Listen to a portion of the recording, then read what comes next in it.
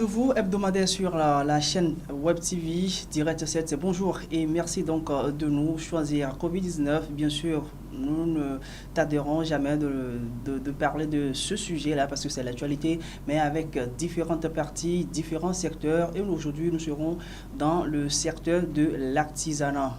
Nous avons avec nous le président de la Chambre régionale de métiers de Lomé, parce qu'il y a un projet quand même en cours qui permet aujourd'hui à ces artisans-là de subvenir à leurs besoins en ces temps difficiles de Covid-19. Avec lui, nous allons parler donc également des mesures prises au niveau de la Chambre en ce temps de Covid-19.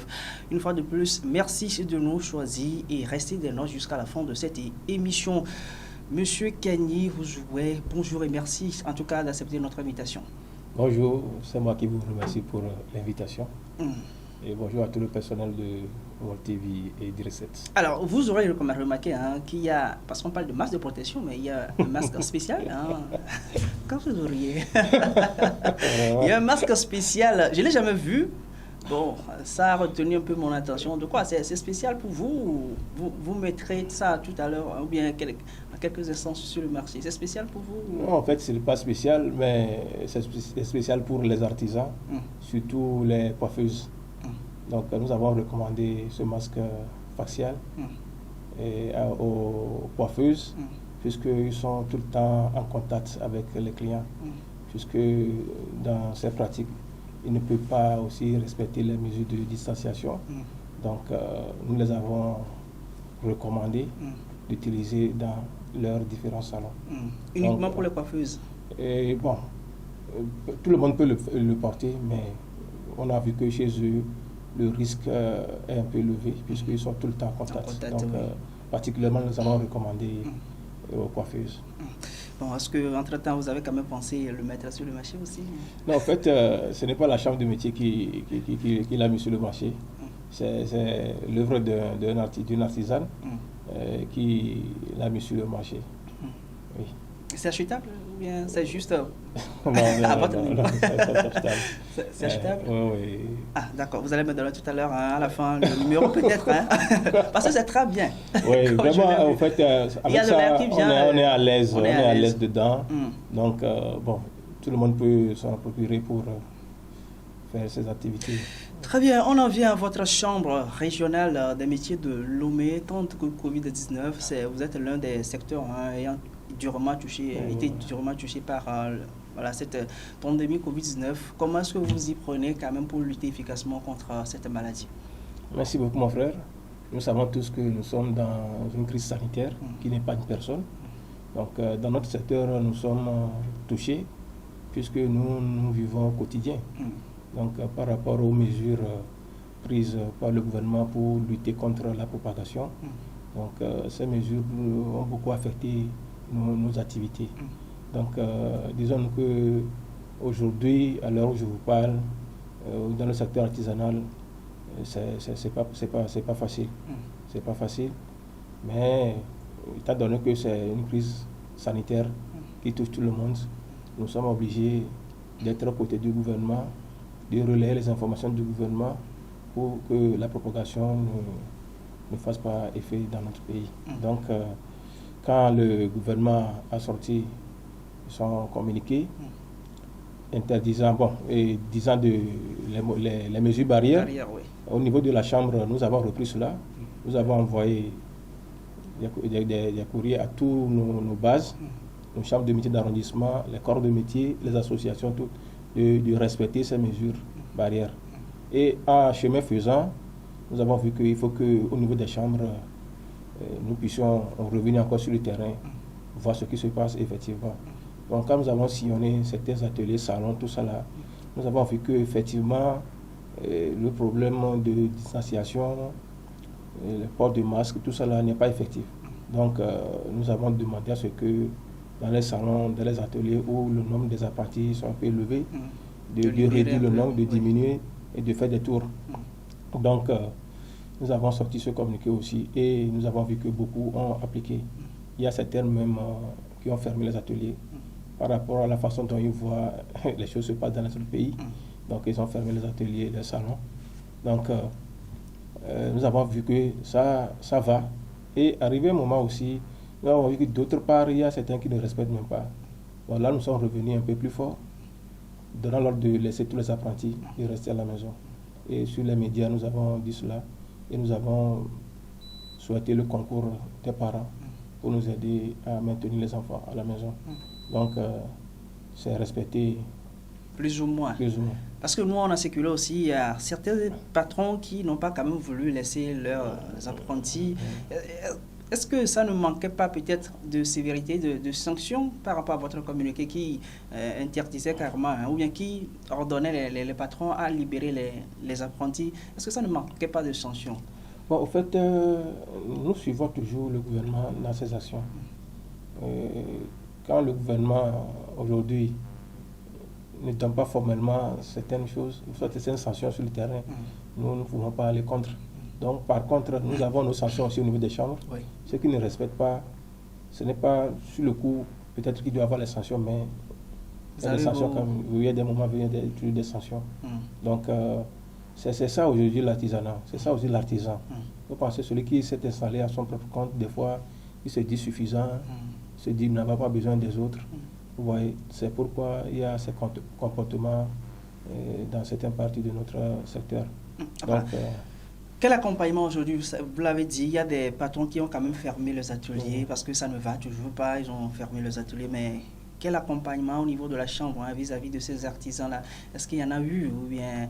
Bon, il y a pas eu d'accompagnement? Il y a eu des accompagnements. Oui. Si nous prenons par exemple le projet de confectionnement des masques, le projet de confectionnement aussi, de fabrication des lave-mains, il y a eu beaucoup de projets, beaucoup d'appui au niveau du secteur de l'artisanat, même si nous prenons même le programme de nous ici.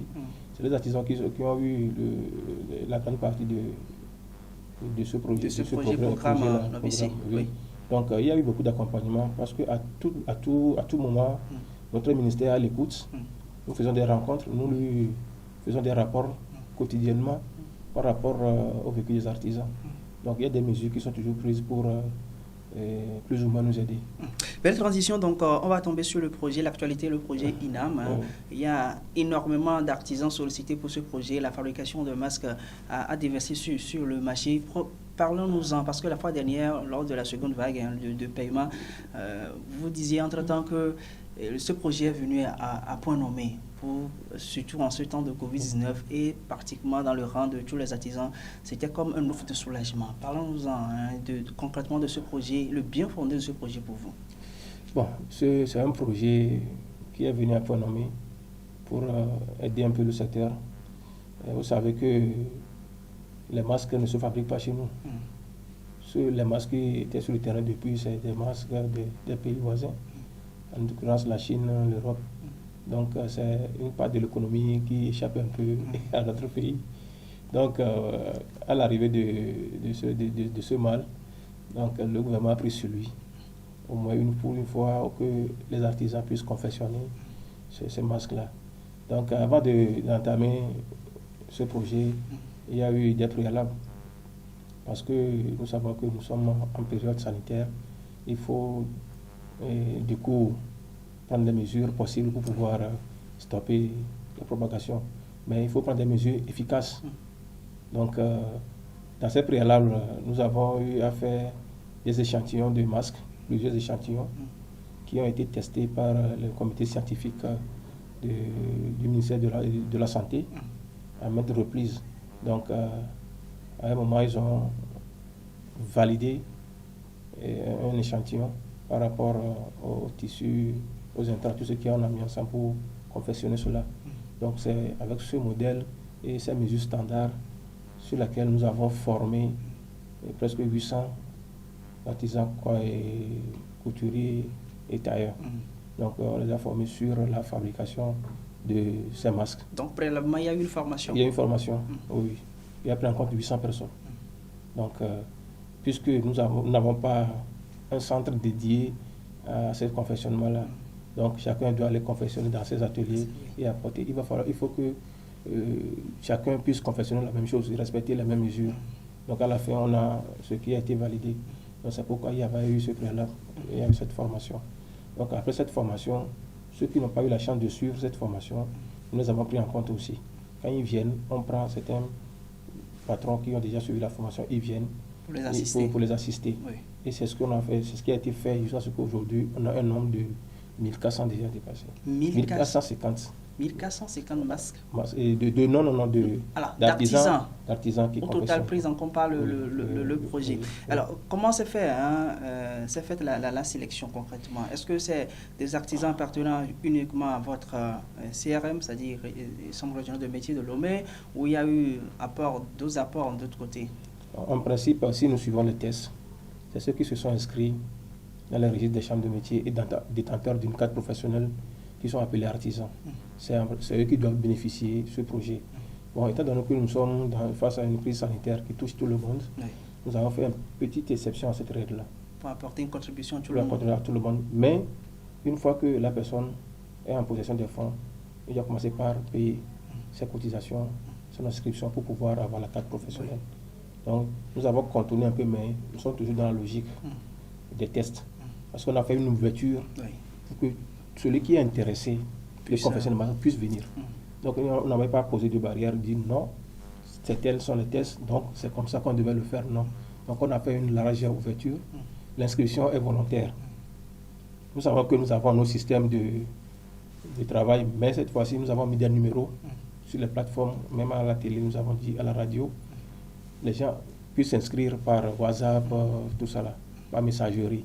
Donc, c'est ce qui a été fait, nous avons ce nombre-là aujourd'hui. Alors, ce numéro est valable aussi pour peut-être des artisans togolais de l'extérieur, parce que j'aimerais vous demander à la fin ce numéro, pour que peut-être celui-là qui peut-être est en France, quelque part au Bénin, qui suit l'émission et qui se sent togolais, qu'il est togolais, qui voudrait quand même appartenir. Est-ce que c'est possible d'être à l'extérieur et appartenir quand même à la chambre de métier? Oui, il y a des gens qui sont à l'extérieur, qui ont un cadre professionnel. Les gens étaient ici et puis un jour à l'autre, ils se sont quittés pour aller s'installer ailleurs.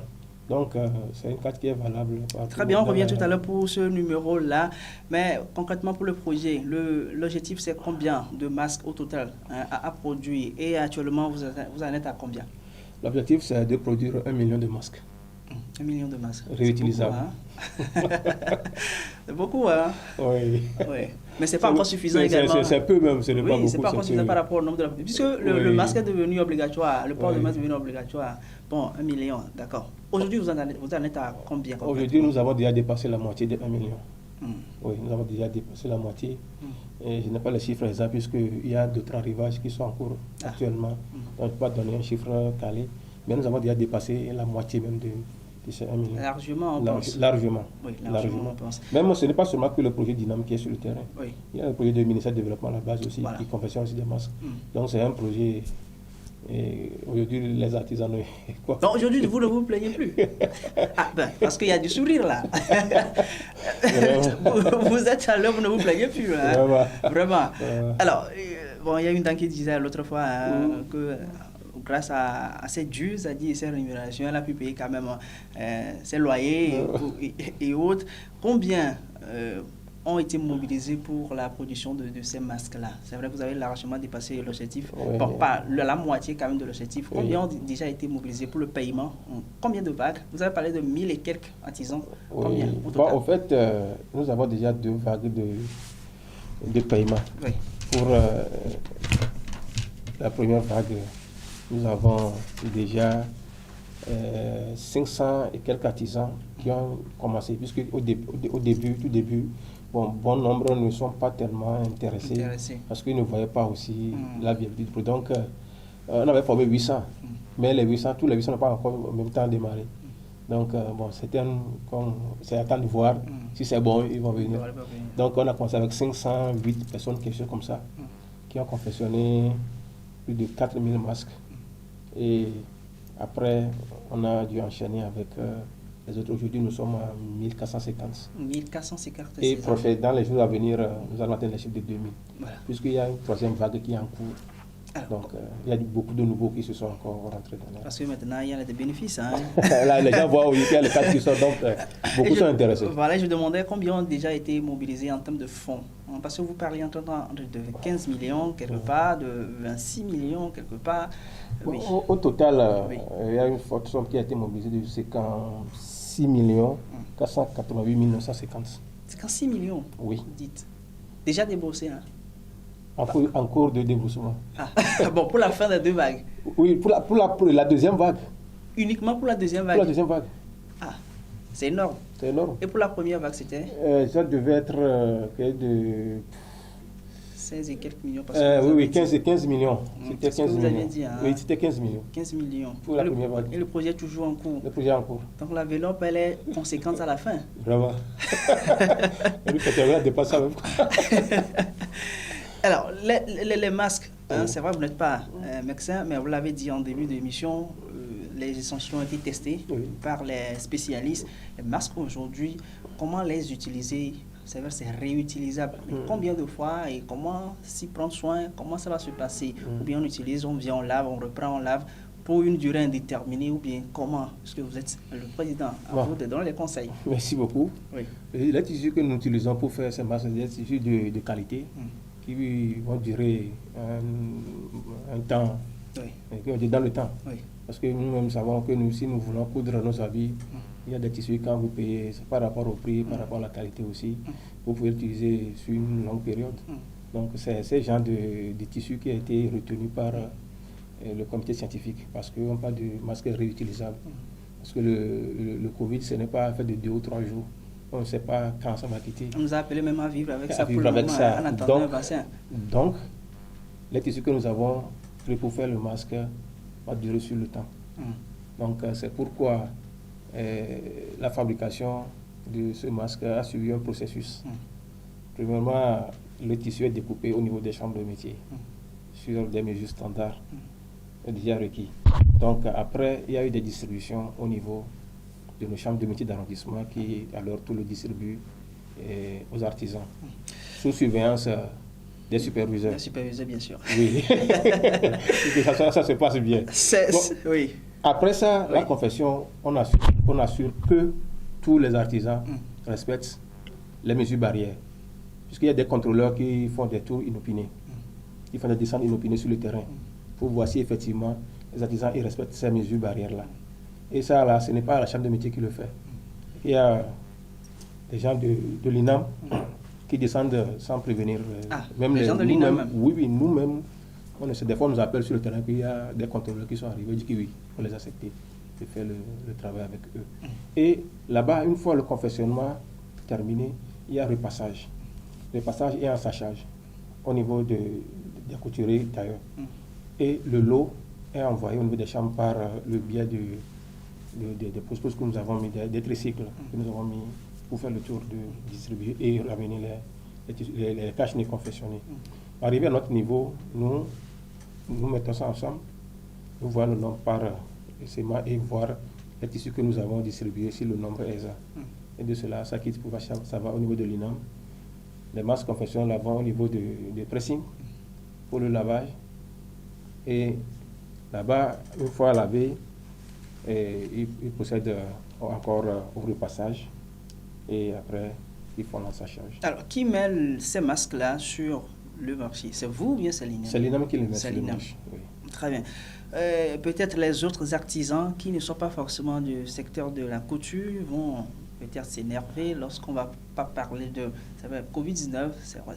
C'est pas forcément pour les couturiers. Mais aujourd'hui, entre griffes, c'est les couturiers qui bénéficient de ces projets de confectionnement de masques. Alors, quelle autre disposition d'accompagnement pour les autres artisans de votre circonscription quand on parle de chambre régionale de métiers de Lomé? Oui, bon, il y a des actions qui sont en cours toujours.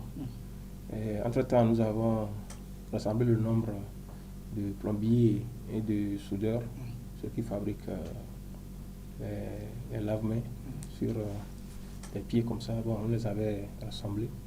Et actuellement, il y a un projet qui est en cours pour aussi les prendre en compte. Oui, c'est déjà en cours. Et ceux qui sont dans le bâtiment, aujourd'hui, bon, nous savons que partout à Lomé, il y a toujours des chantiers qui sont en cours. Oui. Mais ce n'est pas tout le monde qui bénéficie de ces chantiers-là. Ceux qui ne bénéficient pas, quand nous avons lancé l'appel, nous avons vu qu'il y a des gens qui se sont prononcés. Et aujourd'hui, nous sommes d'ici demain, nous aurons la liste de chaque segment de Lomé pour pouvoir envoyer à qui de droit. Parce que nous savons qu'il y a des chantiers en cours à Lomé. Donc, nous avons fait la demande de que c'est possible, nous pouvons intégrer certaines personnes. Donc, tout cela, c'est par le concours du chef de l'État et de notre ministère. l'artisanat aujourd'hui, le chef de l'État a un œil particulier là-dessus. Nous sommes pratiquement arrivés à la fin. On rappelle que nous sommes avec le président de la Chambre régionale de métiers de Lomé, avec qui nous avons parlé des mesures, des dispositions qui sont prises au niveau de cette chambre-là, quand même pour subvenir ou bien pour accompagner les artisans dans leur ensemble en temps de Covid-19, surtout le projet de confectionnement de masques qui profite aujourd'hui aux couturiers, aux couturières et bien d'autres. D'autres dispositions sont toujours en cours, comme il vient de le rappeler, pour d'autres secteurs, d'autres artisans en somme. Nous sommes pratiquement arrivés à la fin, mais avec votre dernier mot, comme je le disais, il y a le masque là qui...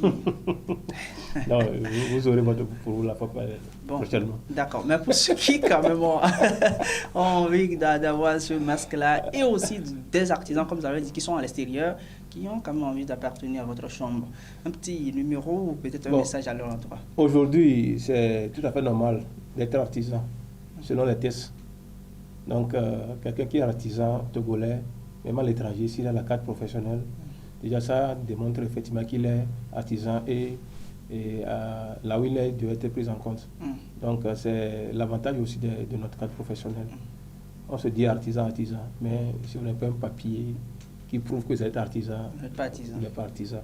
Donc, c'est nécessaire que tout Togolais qui est artisan doit le prouver partout qu'il est artisan. Très bien. C'est ça. Passons à votre dernier mot. Le numéro, le dernier mot, vous ne l'aurez pas tout de suite.